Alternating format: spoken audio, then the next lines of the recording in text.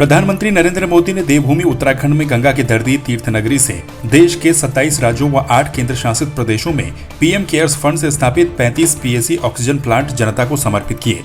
उन्होंने कहा कि मेडिकल ऑक्सीजन उत्पादन के क्षेत्र में भारत ने बड़ा लक्ष्य हासिल किया। भविष्य में मेडिकल ऑक्सीजन को लेकर हम सक्षम राष्ट्र बन जाएंगे। पीएम ने ऋषिकेश से ही पीएम केयर्स फंड से स्थापित किए गए पीएसए ऑक्सीजन प्लांट का रिमोट दबाकर लोकार्पण किया। कार्यक्रम में मुख्यमंत्री पुष्कर सिंह धामी के साथ साथ तमाम कैबिनेट मंत्री और पूर्व मुख्यमंत्री त्रिवेंद्र सिंह रावत और तीरथ सिंह रावत भी शामिल हुए। ये देवभूमि ऋषियों की तपोस्थली रही है। योग नगरी के रूप में ये विश्व के लोगों को आकर्षित करती रही है। मां गंगा के समीप हम सभी को उनका आशीर्वाद मिल रहा है। आज से नवरात्र का पावन पर्व भी शुरू हो रहा है।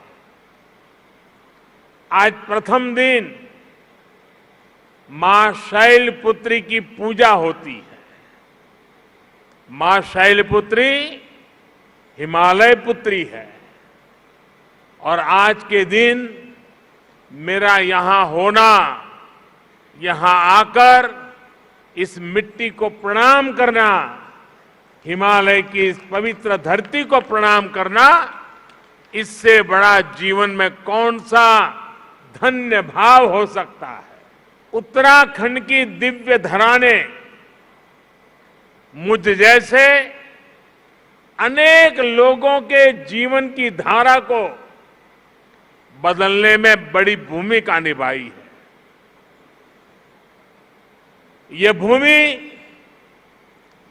इसलिए मेरे लिए महत्वपूर्ण है।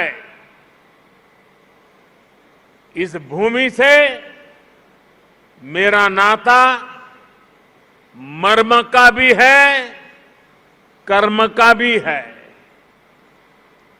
सत्व का भी है, तत्व का भी है कि उत्तराखंड का गठन साल 2000 में हुआ और मेरी यात्रा इसके कुछ ही महीनों बाद साल 2001 में शुरू हुई।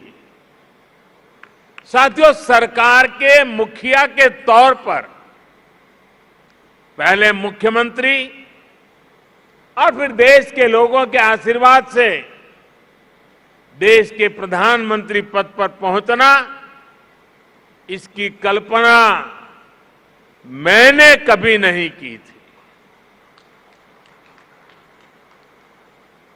20 वर्ष की ये अखंड यात्रा आज अपने 21वें वर्ष में प्रवेश कर रही है और ऐसे महत्वपूर्ण वर्ष में जिस धरती ने मुझे निरंतर अपना स्नेह दिया है, अपनत्व दिया है, वहां आना मैं अपना बहुत बड़ा सौभाग्य समझता हूं।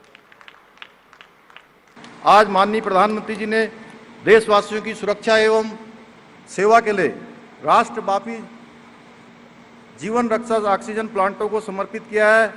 इसके लिए मैं अपने हृदय की गहराइयों से उनका आभार व्यक्त करता हूं। आज आदरणीय प्रधानमंत्री जी के नेतृत्व में भारत पुनः विश्व गुरु के बनने की ओर अग्रसर है। आज से लगभग 1.5 वर्ष पूर्व जब कोरोना महामारी का प्रारंभ हुआ था, तब से लेकर आज तक माननीय प्रधानमंत्री जी ने एक नेता के रूप में, एक प्रशासक की भांति ही नहीं बल्कि हमारे अभिभावक की भांति हमारा हाथ थामा और मुश्किल की घड़ी में पूरी देश को हौसला देने का काम किया। आप हर बार अपनी दिवाली, होली और सारे त्यौहार जो सैनिकों के बीच मनाते हैं, निश्चित रूप से उत्तराखंड एक सैनिक बाहुल्य प्रदेश होने के नाते हर उत्तराखंड वासी के मन में आपके लिए एक अलग प्रकार का विशेष स्नेह है। इसके साथ ही मैं हृदय से आपका आभारी हूँ। आपने मुझ जैसे एक सैनिक पुत्र को उत्तराखंड के मुख्य सेवक के रूप में काम करने का अवसर भी दिया है। पिछले 7 वर्षों में हमने देखा है कि दृढ़ इच्छा शक्ति और मजबूत नेतृत्व हो तो देश की अर्थव्यवस्था में वृद्धि, नागरिकों के जीवन स्तर में सुधार, रोजगार के बेहतर अवसर, अच्छी स्वास्थ्य सुविधाएं जैसा लक्ष्य साधना असंभव नहीं रह जाता है। माननीय प्रधानमंत्री जी देश की सेवा में 20 साल से सतत कार्यरत है।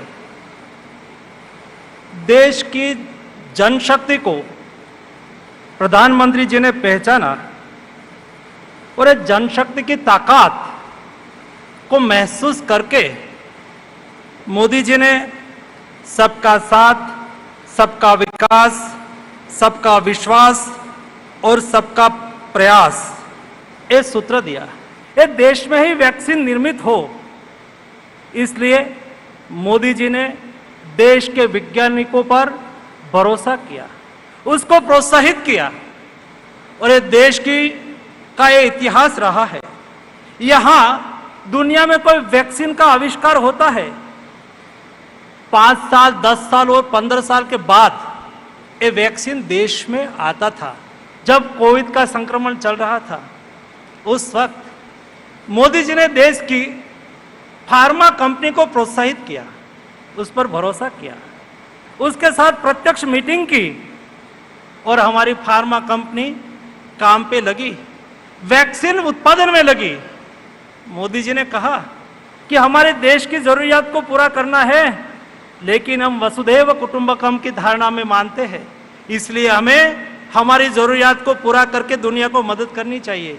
यही हमारी कंपनी ने मेडिसिन का प्रोडक्शन किया और 123 कंट्री में हमने कोविड क्राइसिस में, कोविड संक्रमण में दुनिया ने हमारे पास मेडिसिन मांगी और मोदी जी ने दुनिया को मेडिसिन दी और दुनिया को मदद की। बद्रीनाथ सतोपन से कन्याकुमारी की साइकिल यात्रा पर निकले युवा सोमेश ने पूर्व केंद्रीय शिक्षा मंत्री से मुलाकात कर उनका धन्यवाद किया। स्पर्श हिमालय अभियान के द्वारा ब्रांड एम्बेसडर घोषित किए जाने पर खुशी जाहिर करते हुए सोमेश ने डॉक्टर रमेश पोखरियाल निशंक का आभार व्यक्त किया और विश्व की प्रेरणा हिमालय की टैगलाइन को अपनी इस साहसिक यात्रा का मूल आधार बताया। निशंक ने सोमेश की इच्छा शक्ति की प्रशंसा करते हुए उन्हें शुभकामनाएं दी। वहीं स्पर्श गंगा अभियान की संयोजिका आरुषि निशंक ने सोमेश के दूसरे चरण की यात्रा को फ्लैग ऑफ कर उन्हें शुभकामनाएं दी।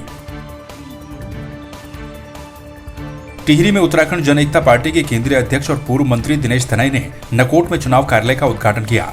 इस दौरान उन्होंने मखलोगी और धारा अक्रियापट्टी में सभी 16 बूथों की बैठक कर बूथ कमेटियों का गठन कर समितियों को चुनाव प्रचार प्रसार की जिम्मेदारी दी।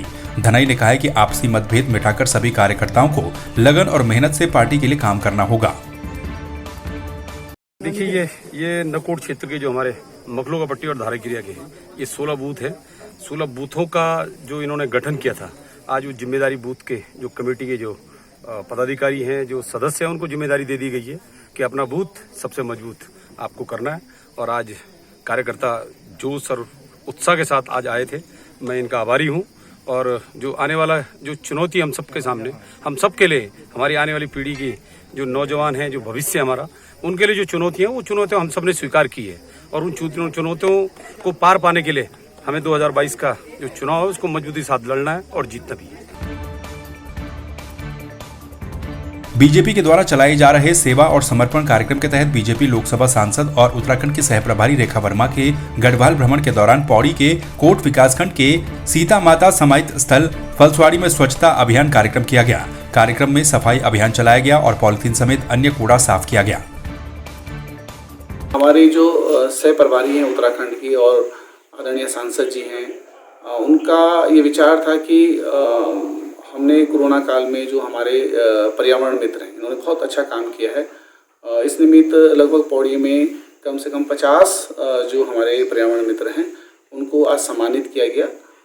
उनको माननीय सांसद जी ने शॉल उड़ाकर और उन लोगों का सम्मान किया है। गंगा को स्वच्छ करने का एक कार्यक्रम था स्वच्छता के आधार पर। तो हमारे जो विकास खंड कोट है उसमें एक वाल्मीकि नदी निकलती है। उस वाल्मीकि नदी में आज माननीय सांसद जी ने जो है कि वहाँ पर सफाई अभियान किया। इस कार्यक्रम में हमने यहाँ पे जनपद पौड़ी के जो अपने पर्यावरण मित्र थे उनको सम्मानित यहाँ पे उस कार्यक्रम के तहत किया। और इसी निमित्त हम जो है अभी जो सीता समाधि क्षेत्र है उस क्षेत्र में जाकर उन्होंने वहाँ पे दर्शन किए और उसी क्षेत्र में एक वाल्मीकि नदी छोटी सी एक जिसको हम गधेरा कहते हैं अपने पहाड़ की भाषा में, उसको साफ सफाई करा। तपेश्वर महादेव मंदिर बेरीनाग में श्री तपेश्वरानंद महाराज की प्रेरणा से प्रथम नवरात्रि से शतचंडी महायज्ञ का आयोजन शुरू किया गया। महिलाओं के द्वारा भव्य कलश यात्रा निकाली गई। स्वामी ईश्वरानंद गिरी ने बताया कि प्रतिदिन पूजन, रुद्राभिषेक और सायंकालीन आरती, दिन नित्य पूजन, रुद्राभिषेक, देवी पाठ, जप और हवन होगा। 15 अक्टूबर को महायज्ञ पूर्णाहुति और कन्या पूजन किया जाएगा। बाजपुर नगर पालिका अध्यक्ष गुरजीत सिंह ने वार्ड नंबर 13 में लाखों की लागत से बनने वाली सड़कों का शिलान्यास किया। इस दौरान उन्होंने विकास कार्यों को आगे भी जारी रखने की बात कही। इस दौरान पालिका अध्यक्ष गुरजीत सिंह ने कहा है कि नगर पालिका क्षेत्र में लगातार विकास कार्य किए जा रहे हैं। उन्होंने बताया कि क्षेत्र की जनता की समस्याओं का समाधान करना उनकी प्राथमिकता है। वार्ड नंबर 13 में जो है लगभग 35 से 40 लाख की लागत की सड़कों का शिलान्यास किया जा रहा है। आज माता दुर्गा का पहला नवरात्रा है। इस उपलक्ष्य में हमने और सभासद हमारे जो है अनिल भाई, उन्होंने तय करा था कि पहले नवरात्रे के दिन ही वार्ड नंबर 13 से शुरुआत की जाएगी। और यहाँ पर हमारी जनता की मांग भी थी, पब्लिक की भी, और हमारे सभासद महोदय का भी प्रयास इसमें बहुत रहा साथ में। क्या है देवभूमि की जनता का मुंह? किसकी बातें हैं सच और कौन बोल रहा है झूठ? कितना बढ़ चला है प्रदेश में चुनावी पारा? कामकाज में कौन जीता और कौन हारा? 2022 के चुनावी समर में किसका होगा मंगल? देखिए देवभूमि का दंगल 2022 का विधानसभा चुनाव सिर्फ संवाद 365 पर।